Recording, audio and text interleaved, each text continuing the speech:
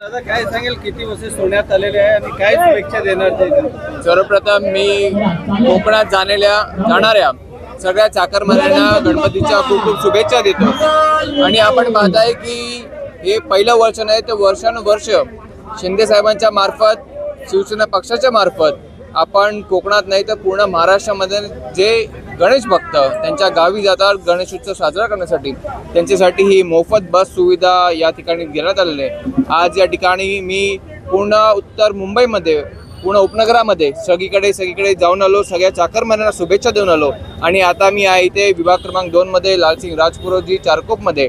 या ठिकाणी मला वाटतं एकूण 32च्या वरती बसेस फक्त कोकणामध्ये या एका विधानसभेतून गेलेले आहेत। तर पूर्ण मुंबईमध्ये आपण 100% 500च्या जास्त बसेस, 700 बसेस मुंबईमधून गेलेल्या आहेत आणि पूर्ण महाराष्ट्रामध्ये तर हजारोच्या संख्येने बसेस गेलेल्या आहेत।